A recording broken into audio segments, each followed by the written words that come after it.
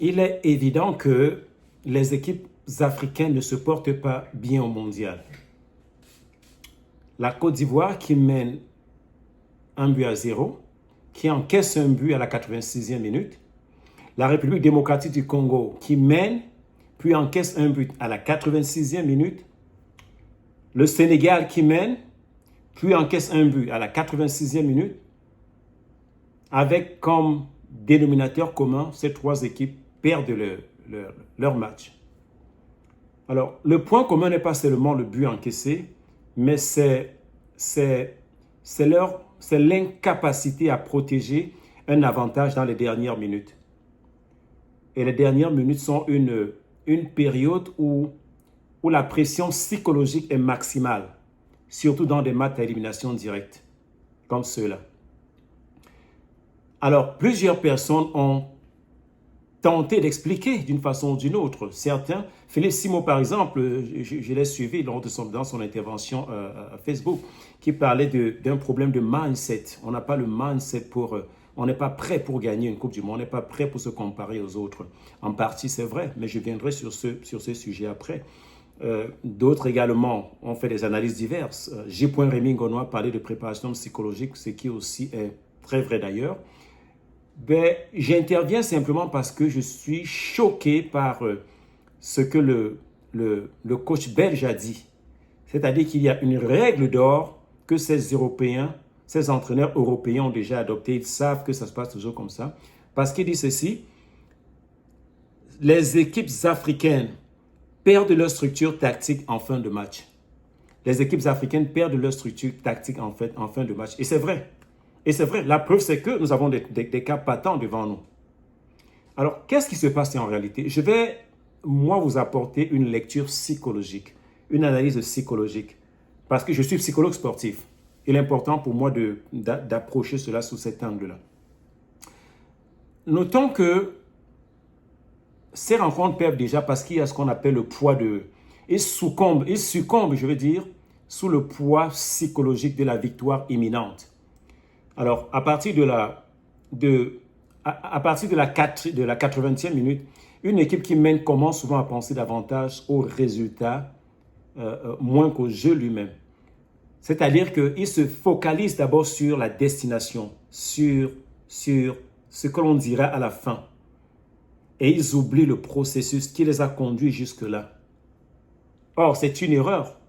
C'est une erreur. Parce que dans le sport, comme dans toute activité d'ailleurs, mais restons dans le sport, il y a ce qu'on appelle le processus, ou voilà, disons qu'il y a le voyage, le processus, le voyage, et il y a la destination.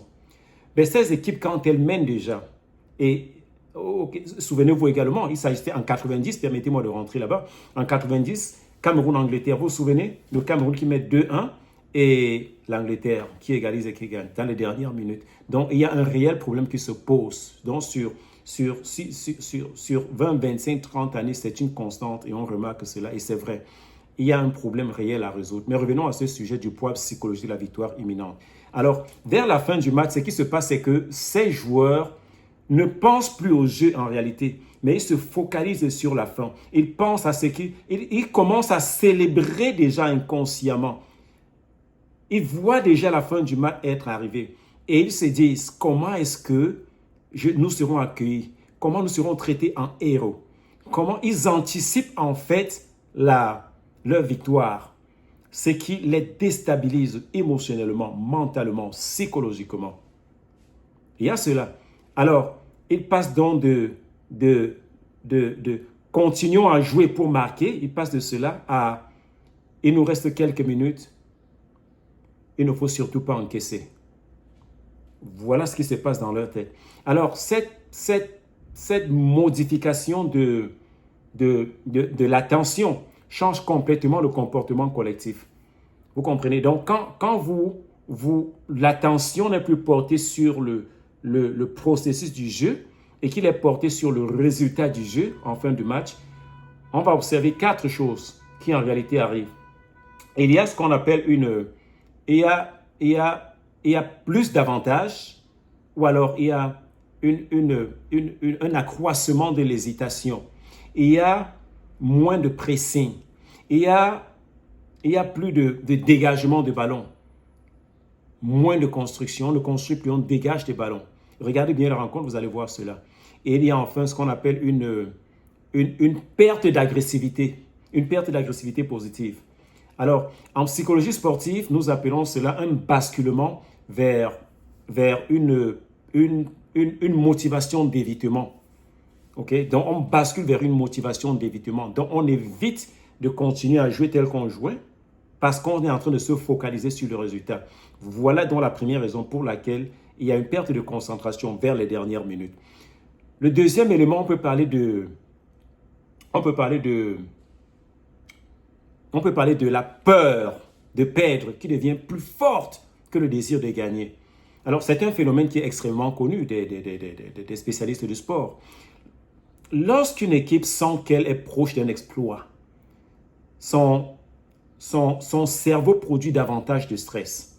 Il est plus stressé. Alors, les conséquences dans ce cas sont immenses, elles sont nombreuses. Et je peux en citer 3 ou 4. Vous aurez par exemple, il y a une baisse de qualité technique. Il y a une diminution de la prise de décision. Il y a des erreurs de communication. Et il y a une perte de lucidité. Alors, une chose qu'il faudrait savoir, c'est que les grandes équipes savent rester focalisées sur les prochaines actions, sur le processus. Alors que beaucoup d'équipes commencent à penser à la qualification, aux célébrations, à l'histoire qu'elles sont en train d'écrire. Donc, vous voyez que les équipes africaines pensent déjà à la qualification avant d'avoir terminé le match. Elles pensent déjà à la célébration avant d'avoir terminé le match. Elles pensent à l'histoire qu'elles sont en train d'écrire avant d'avoir terminé le match.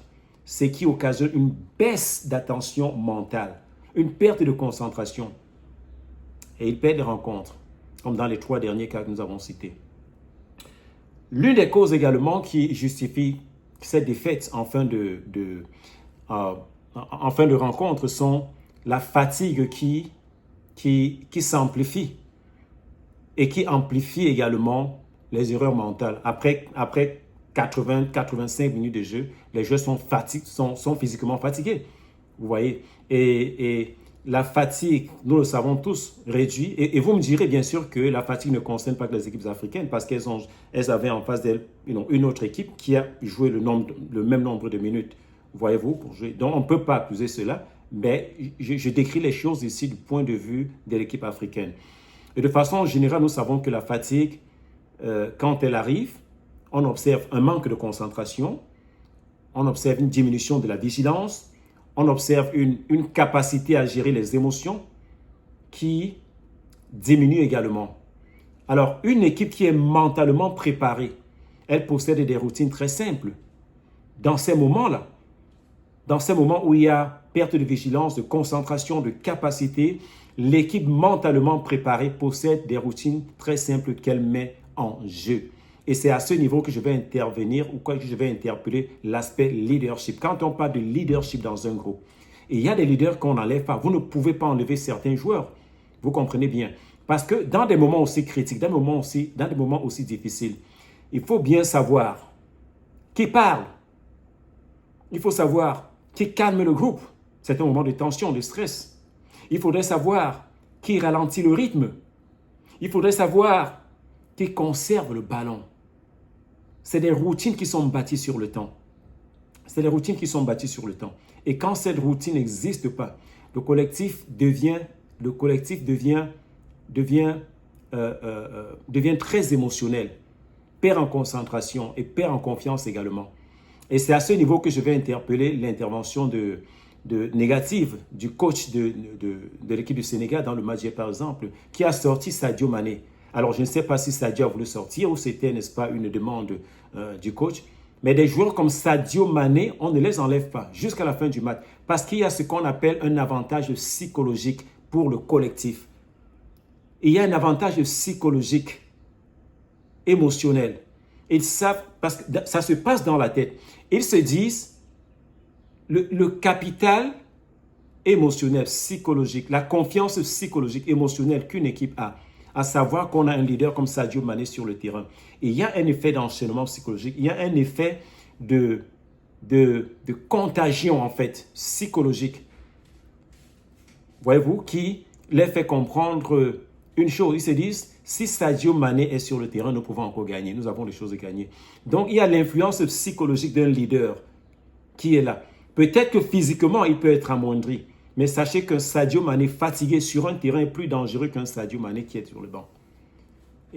Alors, ça a été une grosse erreur de sortir Sadio Mané parce que là également, ça a impacté les joueurs autour de lui.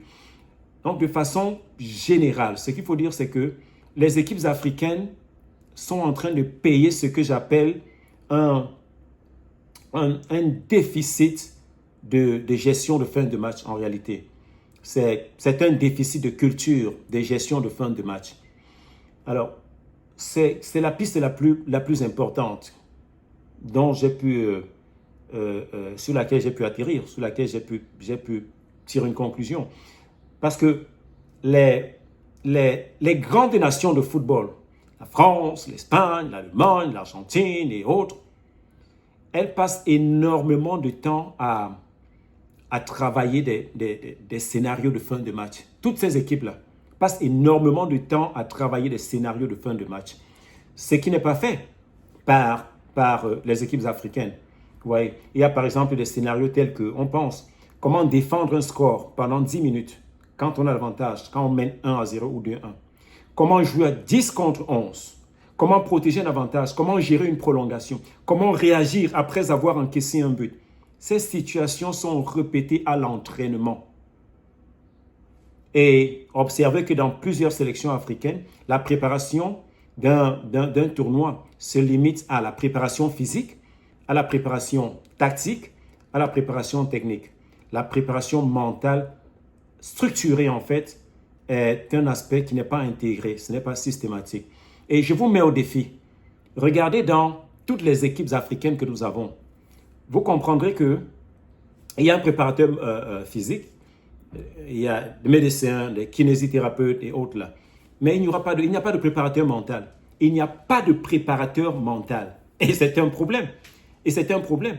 Or, la préparation mentale, et je sais qu'il y a beaucoup de tenants de la thèse qui dit à quoi sert la préparation mentale. C'est exactement à ce niveau que sert la préparation mentale. La préparation mentale commence avant la compétition, elle se poursuit pendant la compétition et elle continue après la compétition. Alors, anticiper sur des scénarios tels que ceux sur lesquels travaillent les équipes, les grandes équipes européennes, là, à savoir, dans le cas, parlons de nos équipes africaines, du Sénégal, qui hier, jusqu'à la 85e minute, menait 2-0. Comment gérer les 10 dernières minutes? C'est des scénarios que l'on prépare. Le préparateur mental met sur pied des structures pour cela. Alors, si on est 10 contre 1, comment est-ce qu'on va gérer cela? Si on va aux prolongations, comment est-ce qu'on va faire? Quel ajustement mental allons-nous faire? Ils n'y ont pas pensé. Ce qui m'amène à dire ceci. Toutes les équipes africaines, que ce soit les équipes nationales ou des championnats locaux, toutes les équipes doivent se donner les moyens d'avoir un préparateur mental, un préparateur psychologique sur pied.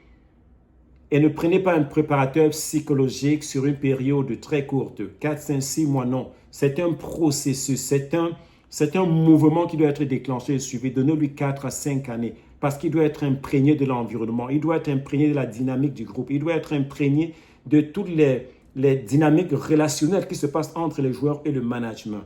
Le préparateur mental est important. Je vais donc demander à toutes ces équipes-là. Regardez bien, je vous mets au défi, regardez. Bon, honnêtement, je n'ai pas fait des recherches sur ce point-là, savoir s'il y a des préparateurs mentaux ou pas. Mais mon expertise en tant que préparateur mental me permet de comprendre qu'aucune de ces équipes n'a un préparateur mental. Parce que c'est des choses qui sont anticipées. Vous ne pouvez pas. Il est inadmissible que jusqu'à la 85e minute, vous menez 1-0, 2-0 et que vous faites rattraper au score et que vous perdiez le match. Et je vous ai dit d'ailleurs au départ que ce phénomène dure depuis longtemps, il perdure. Souvenez-vous du mondial 90, que je vous l'ai dit, le Cameroun qui menait l'Angleterre 2-buts en quart de finale, qui s'est fait rattraper et qui a perdu le match. Et il y a plusieurs, vous comprenez, il y a plusieurs cas dont on peut en discuter. Alors, les équipes africaines, pour la plupart, s'occupent du côté physique, du côté tactique. Mais le côté technique le côté technique également qui travaille, mais le côté préparation mentale n'est pas intégré. Alors, la préparation mentale doit donc être un élément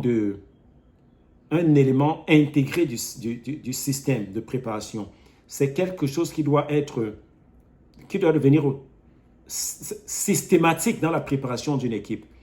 Ça doit être, parce qu'il faudrait être à mesure d'anticiper sur certaines choses. Et il n'y a que le préparateur mental qui peut voir certaines choses, étant à distance, que vous, sur pied, vous ne voyez pas.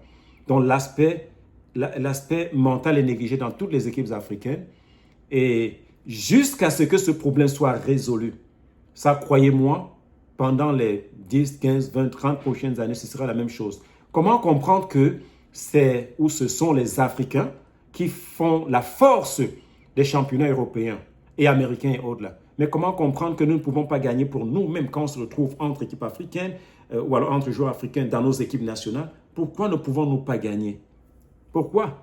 Parce que le paradigme est différent. Alors, il est question de provoquer un changement de paradigme. Un changement de paradigme. Et l'une des choses que j'observe également, c'est que les équipes africaines partent toujours en termes de outsiders. Donc, et les équipes européennes, on les appelle des favoris. L'Allemagne, la France, l'Angleterre, l'Irlande et tout. On dit que c'est des équipes, elles sont favorites. Et nous également, Africains, nous allons avec ce mindset. Et cela participe de ce que j'appelle le traumatisme postcolonial, où on nous a fait penser que la race blanche est nettement meilleure. Donc, et quand on perd Sadio Mané, bon, écoute, je ne vais pas entrer dans ce débat, mais j'ai dit, le mindset des Africains quand ils perdent, c'est de dire, bon, on a quand même trop fait, hein? On a quand même trop fait, on ne nous attendait pas, et au moins nous sommes arrivés au 32e de finale, au 16e de finale, nous sommes arrivés au 8e de finale, au quart de finale. Well, non. Il faudrait déjà que nous puissions remplacer cela, que l'on se mette à égal avec ces équipes-là. Quand on aura les préparateurs mentaux, bien sûr, parce qu'il n'y a que eux, il n'y a que nous, je suis préparateur mental. OK? Donc, dotez-vous, toutes les équipes africaines, tous les clubs de sport africains, dotez-vous des préparateurs mentaux pour pouvoir vous donner de meilleures chances dans l'avenir. Alors, mon hypothèse, elle est très simple. Elle est la suivante. Si les 3 équipes africaines vivent presque exactement le même scénario dans une même compétition, je parlerai plus d'un déficit de maîtrise des moments critiques. Oui. Et ce déficit de maîtrise des moments critiques peut refléter une préparation mentale insuffisamment intégrée. Si je vous l'ai dit, elle n'est pas intégrée. Elle peut refléter également, cette insuffisance ou ce déficit peut refléter une absence de protocole collectif pour les 10 dernières minutes. Je vous parlais par exemple de toutes les questions qu'il faut répondre. Qui est le leader? Qui va parler aux autres? Qui va calmer les autres? Qui demande quand il faut temporiser? Qui demande quand il faut accélérer le jeu? Il faut un leader. Et enfin, il y a un déficit qui se caractérise en manque d'expérience dans la gestion émotionnelle des matchs à élimination directe. Il y a un manque d'expérience en cela. Donc, on peut parler de talent, on peut parler de courage. Nous avons tout cela. Nous avons le talent, nous avons le courage. Mais les équipes africaines ont démontré qu'elles étaient capables de dominer leurs adversaires pendant une grande partie du match. La difficulté semble apparaître lorsque l'enjeu devient maximal, lorsque la difficulté atteint son paroxysme, lorsque chaque décision est influencée par la gestion de la pression, là nous succombons. Alors je pense que ce phénomène pourrait constituer des thèmes de recherche et donner plus d'emplois d'ailleurs. Ou alors c'est un domaine qui pourrait permettre à beaucoup d'organisations sportives africaines, les fédérations sportives africaines, ils devraient se donner les moyens, ou une organisation, elle devrait se donner les moyens d'intégrer dans leur staff des préparateurs mentaux. Et je sais que quand je vais le dire ici, des gens me diront, surtout les Camerounais, ça je le sais, ils me diront, En 90, on n'a pas eu besoin des préparateurs mentaux, mais nous sommes allés loin. C'est vrai. Et nous dirons, en 2017, le Cameroun a remporté la Coupe des Nations. Voyez-vous, sans préparateur mental. C'est vrai. Mais vous semblez oublier quelque chose à ce niveau. C'est que dans ces deux cas, et cela s'explique également dans le cas de la préparation psychologique, que ce soit en 90 ou en 2017, il n'y avait aucune attente des joueurs. Aucune attente. On n'attendait rien d'eux en fait. Et quand il n'y a pas cette pression sur les joueurs, ils se libèrent. Ils n'ont plus de liberté d'expression. Voyez-vous? Et c'est ce qui se passe. Donc, l'attente était basse, mais le résultat était positif. Mais là où on les attendait réellement, donc quand l'attente est élevée, le résultat est bas. Quand l'attente est basse, le résultat, il est élevé. Voilà ce qui bête. C'est un autre sujet là qu'on pourra développer plus tard. Et ouais, voilà donc la conclusion que je tire en tant que préparateur mental à toutes les équipes africaines. Dotez-vous des préparateurs mentaux. Intégrez-les. Faites partie. Intégrez-les dans votre équipe à telle enseigne qu'ils fassent partie de façon systématique de votre staff. Il faudrait intégrer la préparation mentale. C'est un problème de préparation mentale, tout simplement. C'est un problème de préparation mentale, une fois que je le dis. Je reviendrai d'ailleurs sur la nature, le genre, la qualité de tout ce qu'il y a lieu de faire. Et je vais vous donner un élément, avant de partir ici, de l'importance de la préparation mentale pour une équipe. La plupart des entraîneurs de football et même de boxe, il faudrait le regarder. Vous allez voir quand un joueur est sous pression émotionnelle, vous allez entendre l'entraîneur ou le coach dire « relax, il faut te relaxer, il faut te relaxer ». Voilà, une fois de plus, il se focalise sur l'objectif qui est de se relaxer. Voyez-vous? Mais il n'explique pas aux joueurs, à l'athlète, le processus de relaxation. Voyez-vous, il ne lui explique pas. Et il n'y a qu'un psychologue sportif qui comprend ce processus, qui a étudié ce processus, qui a fait des recherches dans ce processus de relaxation, qui va lui expliquer cela.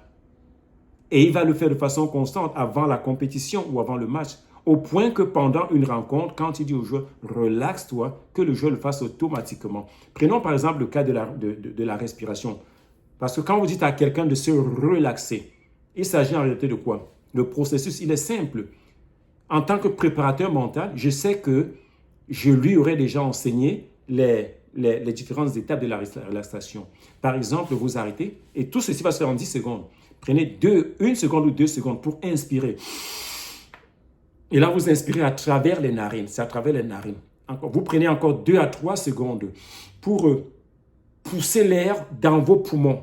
Remplir vos poumons complètement. En vous rassurant que vous ajoutez encore 2 secondes à pousser le diaphragme vers le bas. Voyez-vous, pour détacher le diaphragme des poumons. C'est ce qu'on appelle la respiration diaphragmatique. Et quand vous l'avez fait, vous prenez encore les 2 ou 3 dernières secondes maintenant à expirer. Et cette fois, quand vous expirez, vous le faites à travers les lèvres, non pas la bouche. Donc, c'est... Et quand vous le faites, tous vos muscles sont relaxés. Vous êtes plus souple, plus dégagé. Vous n'êtes plus en situation vous n'êtes plus crispé en réalité. Parce qu'en fait, c'est ça, une crispation des nerfs. C'est ce qui se passe en réalité. Donc, ce n'est qu'un exemple qui me permet de vous faire comprendre l'importance ou l'implication d'un psychologue sportif dans une équipe. Et je dis bien jusqu'à ce que nous atteignions ce niveau, jusqu'à ce que nous puissions comprendre qu'il faudrait intégrer de façon systématique un préparateur mental dans ces groupes, nous n'irons nulle part. Ça, je peux vous le garantir. De façon éparse, de façon hasardeuse, on peut avoir 1-2 victoires, mais nous ne pourrons pas, nous tomberons toujours dans des pièges comme ceux dans lesquels sont tombées ces équipes, à savoir la RDC, la Côte d'Ivoire et le Sénégal hier. L'Algérie va jouer ce soir, je crois, il sera 20h ici, 20h, il sera 4h en Algérie. Je regarde d'ailleurs tous les matchs africains qui me permettent d'ailleurs de faire des analyses. Et je vous retrouve donc après le match contre l'Algérie, dont je ferai une analyse que je poste sur Facebook, sur YouTube et également sur TikTok. On se retrouve donc pour une autre analyse mentale.